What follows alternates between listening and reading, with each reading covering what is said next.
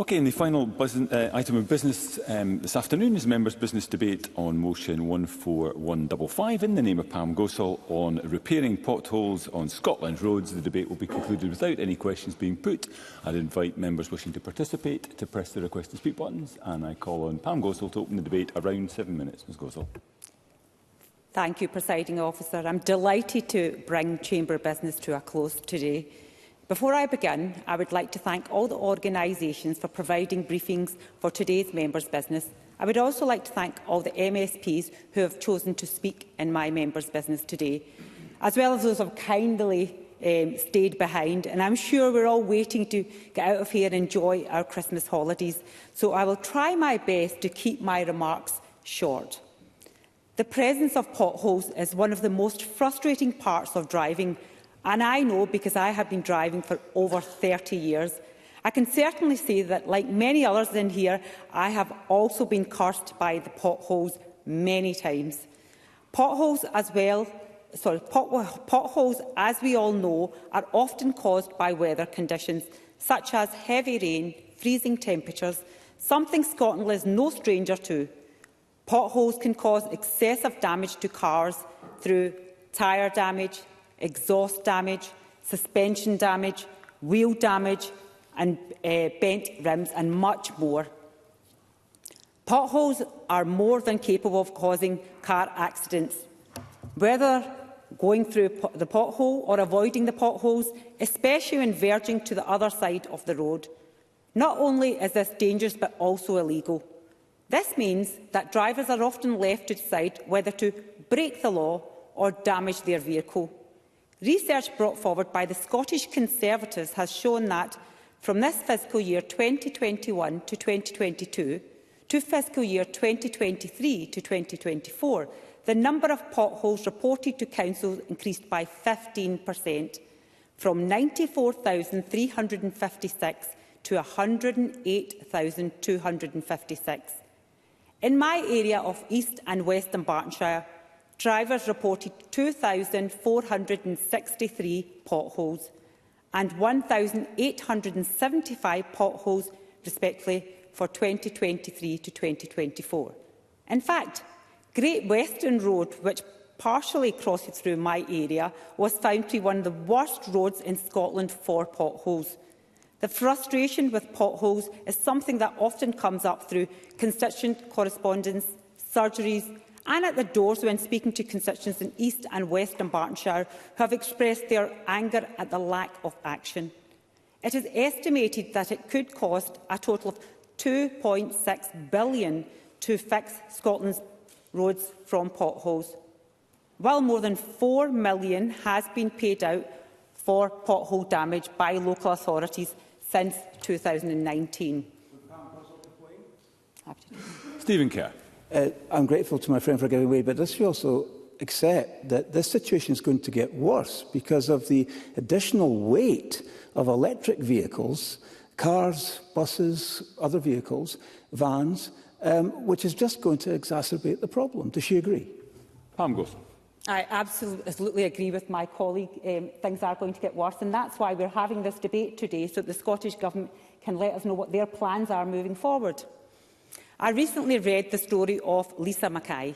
Lisa is a bilateral amputee who was crossing a road in Paisley in the rain. As she was approaching a dropped kerb, her wheelchair clipped a pothole that was filled with water. As a result, Lisa came right off her chair and landed full impact on her right stump, where she passed out. She was then taken to the Royal Alexandra Hospital, where she was treated for fractures to her leg. This comes to show that potholes and bad road conditions do not only affect drivers but also pedestrians, and particularly those in wheelchairs. As mentioned earlier, bad weather can lead to the creation of potholes. As we are all going through winter months now, we can only expect road conditions to get worse. Unfortunately, our local authorities do not always have the necessary resources to repair their roads.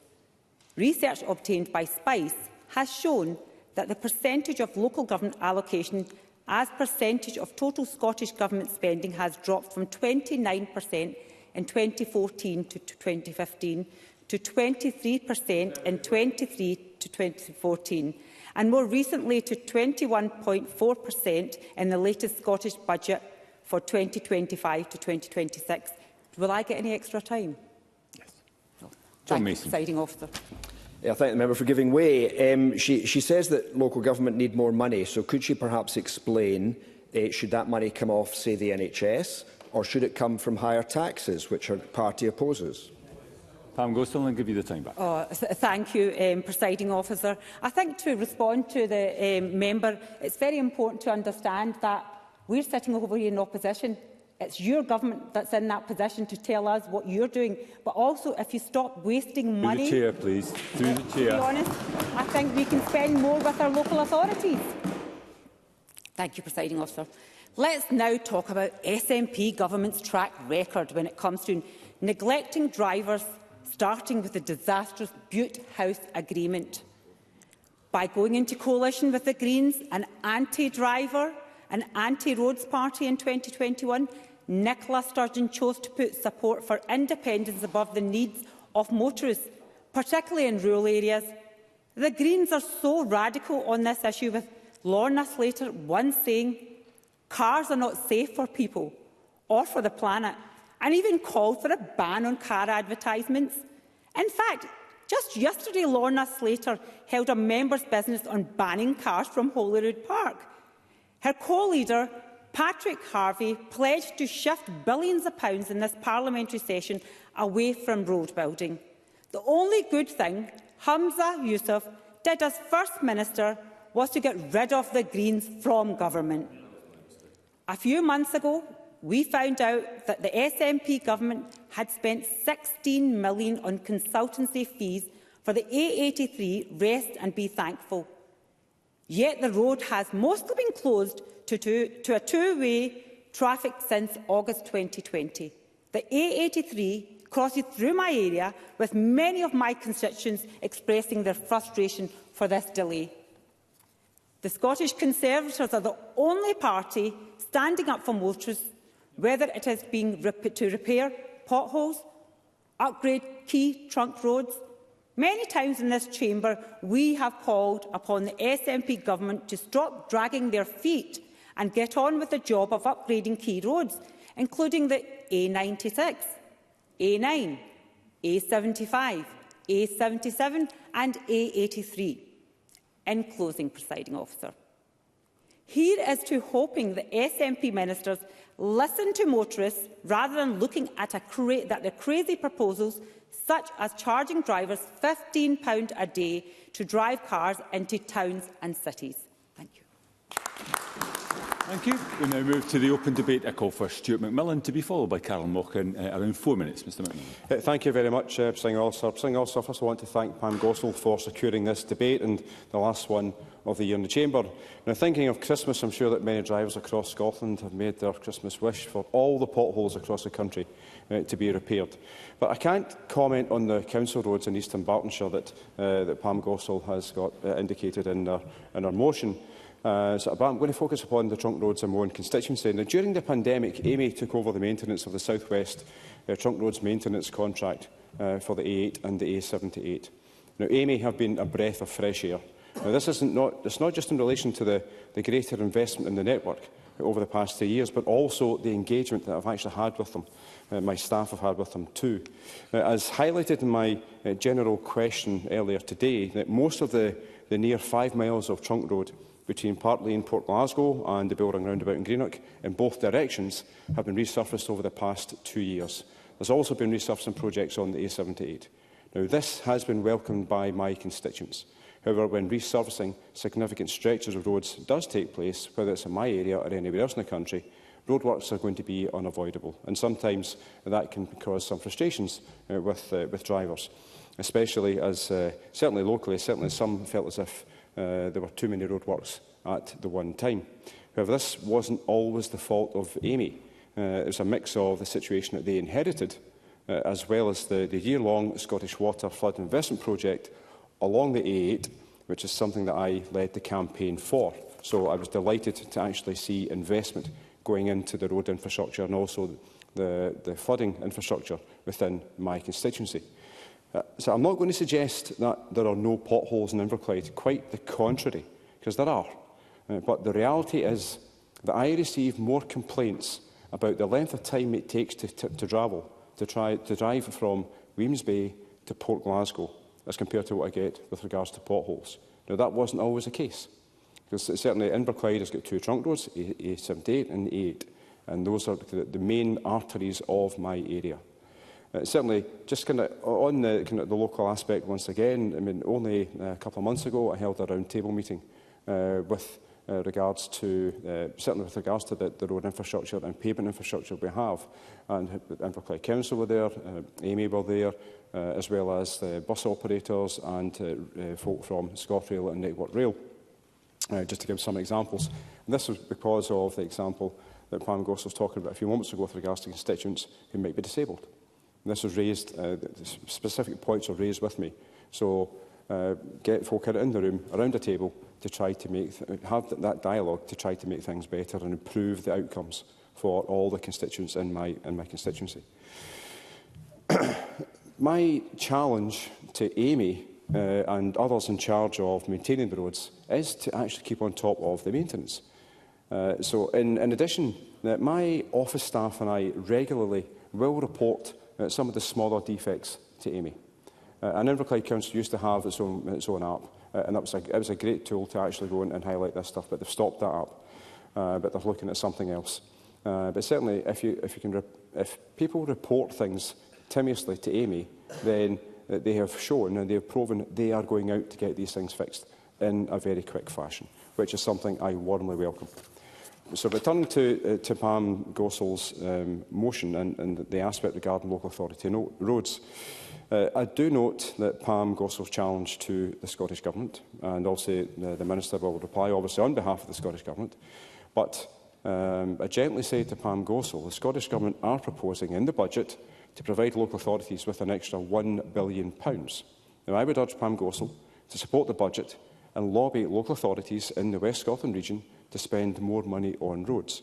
Now, I'm sure that we can all agree that we would like to see more invested in roads. We'd like to see more invested in many policy areas. But this Parliament has got limited powers. It's got limited financial powers. And with that limited budget, then this Parliament has got political choices to make. Now, I'm not sure if Pam Gossell had lobbied our previous UK Conservative Government for additional resources for this Parliament to be spent on roads. However, if we didn't need to wait for the block grant every year, then maybe our situation would be somewhat different. So just to conclude with, Presiding Officer, I do want to put in my record my thanks to all the staff who work in the trunk roads and also local authority roads daily. They will be out over the festive period in all weather conditions, working to keep our roads safe. And I wish them and everyone in the Chamber today and all my constituents a very Merry Christmas and a Happy New Year. Thank you. I now call Carol Mochan to be followed by Tess White. Around 4 minutes, Ms Mochan. Thank you, Presiding Officer. Can I thank Pam Gossell for bringing this debate to the Chamber and, of course, allowing us all to speak in the last debate of 2024. I think it is fair to say that most of us agree potholes on Scotland's roads is an issue raised with us by many of our local constituents. If you knock doors, do street surgeries, or generally if you're in your local co-op, people stop you and they believe we should be dealing with potholes. Constituents definitely put this at or near the top of the list of what they would like to see improved in their local community. And I don't think that's just anecdotal evidence at all. The fact is that it is backed up by other evidence. We've heard some in the Chamber today. I want to pay tribute to my colleague Alec Rowley for his work earlier in the year, where he obtained some figures from Freedom of Information about the estimated cost of fixing the country's local roads in 2024, and it had risen to at least £2.5 billion, and that was despite 4 councils not providing data. In my own home council, East Ayrshire, there were bills totalling £67,000. And the neighbouring South Ayrshire Council £42,500. And I would argue this is pothole repair, not investment in our transport structure. It's more patching up and hoping that there will be a quick fix. And I think that is some of the frustration that our constituents have. People are frustrated not only because of the potholes themselves, but it's also the time taken to repair. For example, in South Ayrshire, it was reportedly 295 days taken to complete a work instruction for repairing a local pothole. And what members of the public tell me is that they are actually fed up reporting it, as it feels as if nothing is ever done, and if it is done, that it's quite a temporary fix and it breaks down quite quickly. It feels like preventable maintenance is gone. Things like drains and verges, water on the surfaces of the road. There's nothing there to ensure the longer-term functioning of our road network, and that definitely frustrates members of the public. I want to also mention pavements, because I think this is an ever-increasing complaint about the safety of pavements because of the deterioration and potholes on pavements. And these are very dangerous for users of wheelchairs, people with visual impairment. And I think it adds to the sense of disappointment in communities that us as politicians, about the way we view the look and safety of our roads and streets for people. Of course, there's reports from places such as the RAC on how motoring users have put this as the very top of their priority list now, and that, I think, was the first time that potholes has been at the top of that list. But I'm conscious of time. I want to just make 2 points in closing, Presiding Officer. Firstly, in researching this debate, the standard line from the Scottish Government is it's the responsibility of local government. But I think if we are absolutely honest, we do know that local government is on its knees in terms of funding. And understandably, local government are prioritising frontline services. As a government, so there does need to be some recognition about the impact potholes have on our constituents, and some honesty around how we might be able to help local government. And that would help with us in opposition continuing to try and put pressure and scrutiny on you on this. My second point, Presiding Officer, though, is that, in truth, I think we need to think more about this debate in terms of sustainable transport. And, of course, transport is part of that community health that we often talk about. We must seek to come up with solutions around lessening the load on our roads and have a future where we have connected travel with trains and buses and good paths to walk, and an opportunity to be less reliant on cars, because our journey is almost impossible if we don't have a car. So I think that is an important part to think about in the way in which we invest in the infrastructure around transport, including roads in Scotland. But can I close by thanking members for being in the debate, and, of course, like others, wish everyone, including our constituents, a really good festive period. Thank you. Thank you, Ms Mochan. I now call Tess White to be followed by Ben McPherson, around 4 minutes. Thank you, Presiding Officer. Many Scots will be driving to visit family and friends over Christmas, and the RAC has warned that in the next few days it will be the busiest festive travel period in a decade. With such a high volume of motorists on the road network, I thank Pam Gossall for securing the time to debate the pothole emergency this afternoon. And it is an emergency. It's one of those topics that people say, what are you talking about? What's your last debate? You go, potholes, and you go, potholes? You say, well, actually, everybody at the moment has a pothole story, either themselves or their family. So it is an issue, and it's an emergency right now. And it's an issue that's consistently being raised by constituents across the North East. Potholes are a menace. They're costing millions of pounds to cash-strapped councils, and they're costing drivers hundreds of pounds in repairs, and it's during a cost of living crisis, so they feel it even more. They can cause burst tyres, engine issues, and even collisions. They can affect lives and livelihoods. Earlier this week, when I said I'd got a speech on potholes, one constituent told me that her son had written off his car driving from Carnoustie to Arbroath after going over a pothole at night. She said he couldn't see it, and his car was written off. Fortunately, he was lucky and survived, but too many other drivers and cyclists have been badly injured because of road defects. Unfortunately, presiding officers, our councils are trying to make up for the shortfalls in funding, and they're having to magic up money for repairs they simply don't have. Will I get the time back? Thank you. Douglas Lumsden. I thank Tess White for taking the intervention. I thank Tess White for taking the intervention. She'll be well aware in Aberdeen City Council just now, the SNP administration are trashing the city centre by bus gates and low emission zones.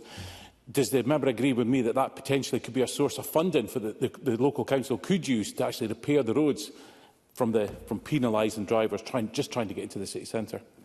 Tess White, and I can give you the time back. I mean, just a quick response. Yes, they could, but I think motorists, as my colleague will know, don't want to feel badly let down by their having to pay millions for parking fines and those sorts of things, and they do feel extremely concerned about it. So it is a balance. Yes, councils need to find funds, but I would actually say they need support. There is a pothole fund. They do need support, more support from the Scottish Government. So we know that local governments have been chronically underfunded by this SNP government. My colleague talks about Aberdeen City Council. Aberdeenshire Council manages and maintains a whopping 3,467 miles of road, and it's forking out huge sums for bridge maintenance, including our Boyne, Dinnet and Banff bridges. And I've been told the repair costs are in the millions of pounds, and it's just not sustainable. SSCN, they've proposed this mega pylon pathway in the North East, which will also affect our roads. Heavy machinery and lorries will do enormous damage to ageing road assets. And who's going to cover the bill? Who's actually thinking about it? And who's going to cover this bill? Storms and heavy rainfall only make matters worse, further deteriorating the condition of roads.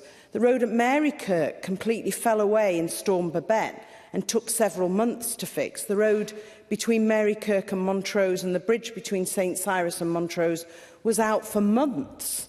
Presiding officer, the SNP government says that it's up to local authorities to decide how to spend their budgets, but they can't be expected to do more with less. And how far can you stretch an elastic band with a massive backlog in road repairs which could cost billions to remedy? It's motorists, motorcyclists and cyclists who are paying the price of the SNP's contempt for drivers. But, presiding officer, while funding is a huge problem, we need to look at as well at the process for repairing potholes. A quick patch might be cost-effective, but it isn't long-lasting. Finally, response times are also key after pothole is reported.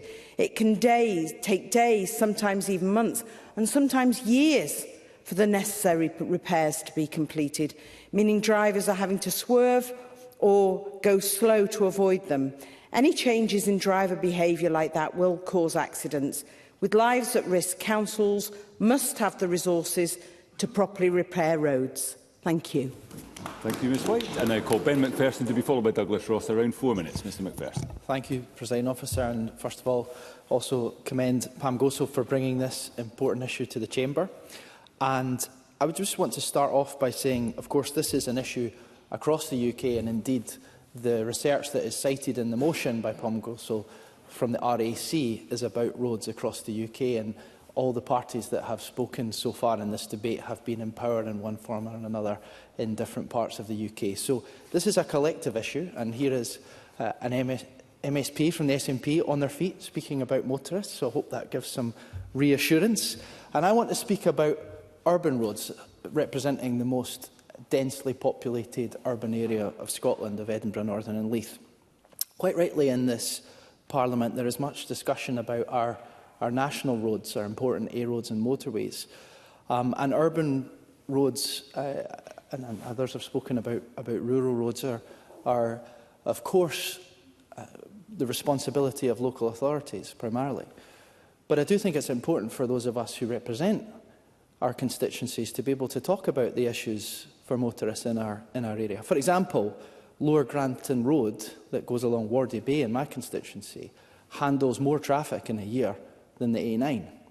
and yet being able to advocate on behalf of my constituents for the appropriate investment in that area is a position that obviously I argued to the Council about, but it's of relevance in our capital city to the Scottish Government as well, even though it's not fully responsible. Whether it's that road or others across my constituency, the challenge of the quality and the maintenance and the integrity of our urban roads is a challenge across the UK. And part of that is because we're in a position of repair. And that's what is highlighted rightly in the motion. The challenge of potholes is about repair. And the reason potholes occur is partly to do with the weather. But a lot of the time it's because of the integrity of the road has been weakened by utility companies doing various works that they need to do. And one of the issues that the Conservative Cameron government considered after the financial crisis was whether to create a duty across the UK on energy companies and other utility companies to better coordinate their works. And the then UK government backed away from that idea because utility companies opposed the position and said that they would simply pass on that cost to consumers. And, of course, in the financial crisis, people were impacted. There was a recession, just like now we have a cost of living crisis. But that's the main issue in urban Scotland, why we get potholes. And my constituents write to me regularly, sick, including roads near here, sick of it seeing dug up one month by one company and then dug up the next month by another company and then a few months later dug up by another company, and the inconvenience that causes for drivers, but also the weakening of the road that creates. So, yeah. Douglas Lumsden. Person for taking intervention. I completely agree with the utility companies, and they're probably not fulfilling what they're meant to do in terms of the repairs after. When I was a councillor, one of the big issues we had was that there was not enough actual road inspectors to inspect, the works after these utility companies had done what they wanted to do, and it almost felt a false economy that councils were stripping these back. Does he agree with me that that's a role that we should be sort of maintaining as much as possible to make sure the utility companies are fixing the roads properly once they've done their work? Ben McPherson, I'll give you the time back. That's an important point, and there is a general duty to coordinate works when it comes to roads, set out in Section 118 of the New Roads and Street Works Act in 1991. And the Scottish Roadworks Commissioner has been given more powers to issue a compliance notice if they think there's a breach of this general duty under the Transport Scotland Act 2019. But I actually think, and I say this constructively to the government, but as I said, this is a UK-wide issue, particularly as many of the utility companies are regulated under reserved legislation. Until we get on top of this issue of coordination, we're really going to struggle, and we're always going to be patching up our roads. We want to get to a place where, as they do in other countries, if utility companies want to do works, they have to do it together, because there's a duty on them to then relay the whole road so that the integrity is maintained. And luckily, just lastly, Presiding Officer, in Scotland, and I'll send this to the Minister in case it's helpful, we have a company called Prosemix, who I met in the summer. I met their CEO, Ian Ritchie. I think that's his correct title. And they're a software company who manage the coordination of utility works in New York City. So they already have the software, and it needs politics, it needs leadership, it needs permits, and it needs penalties, because utility companies don't want to coordinate because it's inconvenient for them. So perhaps some engagement with this Scottish company and some collective determination, if we can pull that together, then we can get to a better position where hopefully we have less potholes to repair in the future. Thank you. I now call Douglas Ross. Around 4 minutes, Mr Ross. Thank you very much, Presiding Officer, and can I congratulate Pam Gosal for lodging this motion and her excellent speech opening today's debate. Murray Council is an area that suffers, like many others, with potholes in our local roads, and I know the Council are always seeking to fill these potholes as quickly as possible, but as one's filled, another is created. Can I follow on from the point made by Ben McPherson about utility companies? Because I had complaints last month in Murray about the number of roadworks across our area, so I contacted the Council to ask how many incidents of roadworks have occurred in Murray this year. And from the 1st of January this year until the 14th of November, when they responded to me, there have been almost 5,000 roadworks registered with the Council. Of that 5,000, 3,500 are utility companies doing work that is needed, but that causes disruption on our local roads. A further 1,350 are local council works, and that is a huge amount of disruption for local travellers in the area, and I do think we need more joined up working with our utility companies and with our councils to minimise that disruption for our constituents. Other members have mentioned trunk roads, and I was very keen to get on the right side of you, Presiding Officer, and I know there is a line in here. This debate is not all about potholes, so I do want to spend the rest of my time today speaking about the A96, and in particular the issues that we have at the Union Bridge in Keith. And I mean absolutely no disrespect to the Minister, but I had hoped today the Cabinet Secretary would be responding to this transport debate about roads. And I do mean no disrespect to him, but we know that Fiona Hislop was in the chamber for FMQs and she left before this debate, because my points are directly to the Cabinet Secretary for Transport, and I hope they will be passed on by the Minister. Because I've raised the issue about the traffic lights on the A96, the trunk road between Inverness and Aberdeen, that have been causing huge disruption to constituents in Keith, but also to businesses in Keith. Now, I asked Fiona Hislop to come to Keith to hear the concerns of local businesses, and she refused. And maybe that was personal. Maybe she just didn't want to accept my invitation. But I was copied into an email last night from Linda Gorn, who's the chair of United Keith, who had written in similar terms to Fiona Hislop asking her to come to Keith to see the impact these roadworks are having on the area. That letter was sent by Linda Gorn on the 18th of October. And, on the 22nd of October. On the 18th of December, she finally got a response. And you know what? It wasn't from Fiona Hislop, despite the letter going to Fiona Hislop. It was from her permanent secretary. A civil servant took 2 months to respond, and his response was, Fiona Hislop's too busy. Diary pressures means she cannot come to the north of Scotland to hear about the impact it is coming. I'm sorry, that is not acceptable. And I am urging in this debate, and I will in a follow-up letter, Fiona Hislop to finally get out of the Central Belt, to come up to Murray, to visit Keith and see the impact this is having on her area. I will give way to the Minister, yes.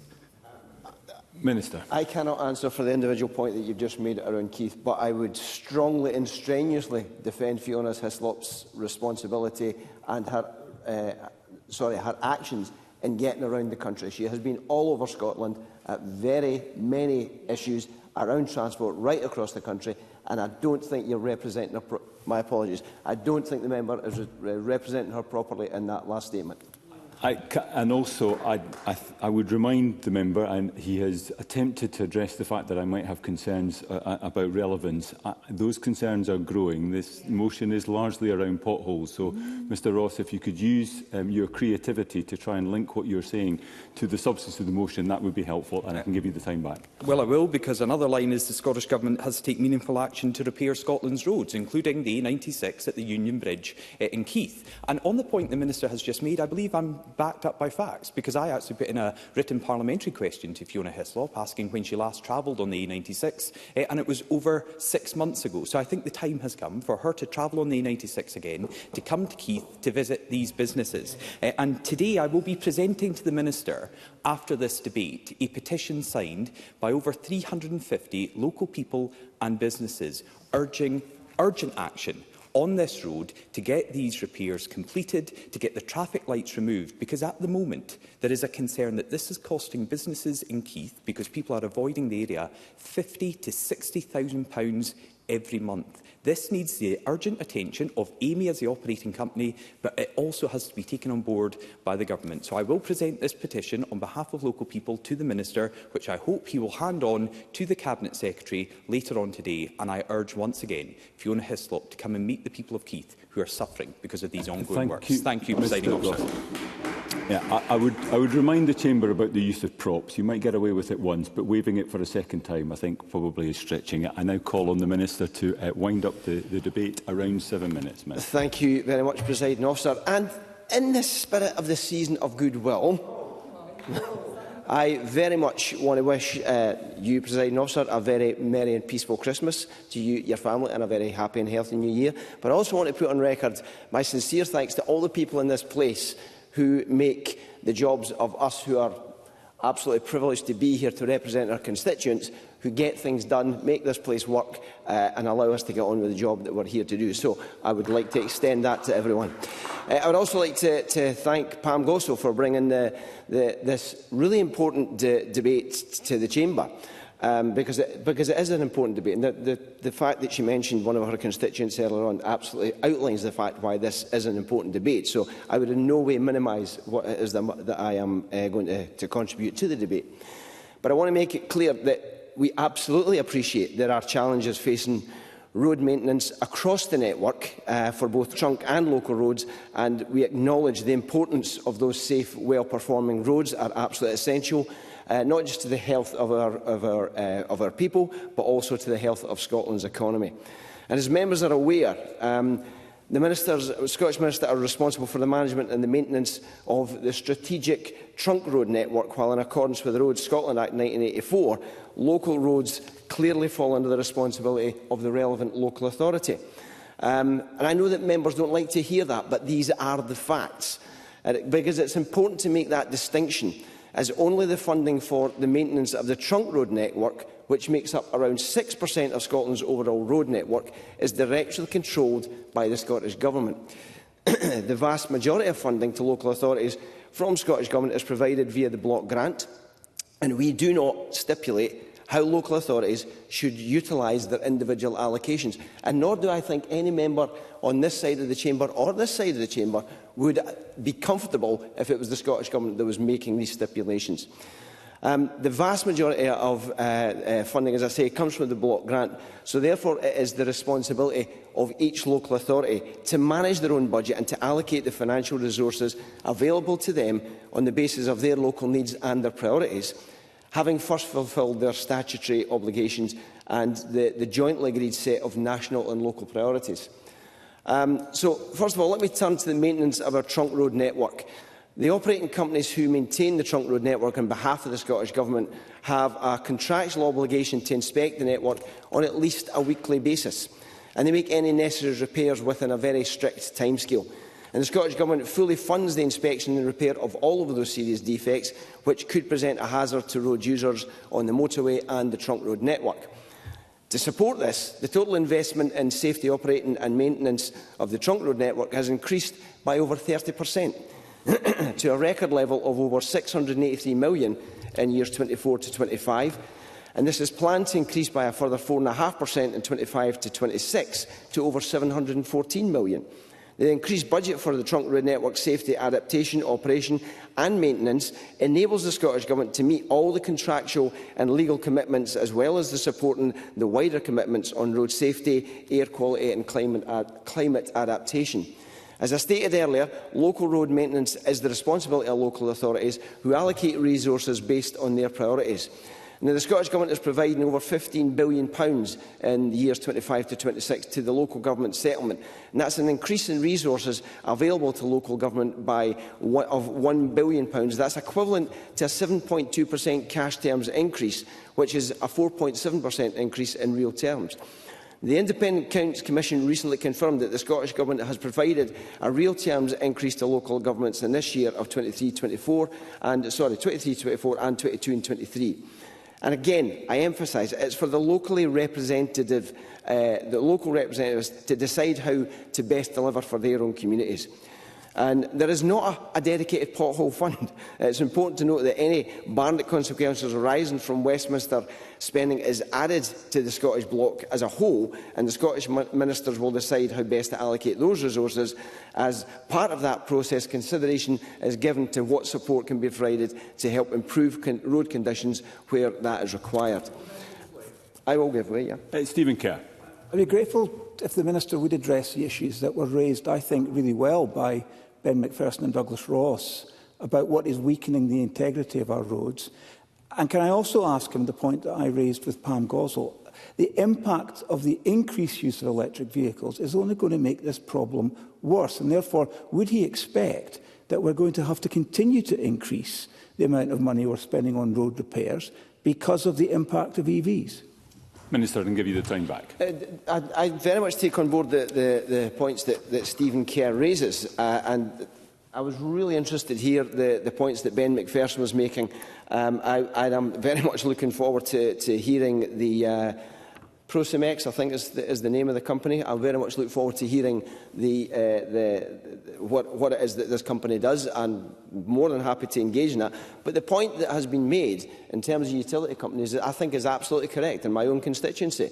We had gas, electricity, telephone communications, all done at different times, all reducing the integrity of the road. And I think there needs to be some kind of conversation around what can we actually do to make sure that these things are done in a way that doesn't damage the integrity. I will take your intervention, Ben Macpherson, that doesn't damage the integrity of the road, and that there is a responsibility to repair these roads to the standard that they should be. So I'll take that intervention now.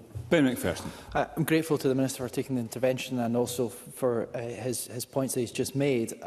I do think if there's convening power that the Minister and the Scottish Government can bring together with the Commissioner and COSLA, for example, that would be warmly welcomed by all representatives and all the citizens of Scotland if improvements can be made in this regard.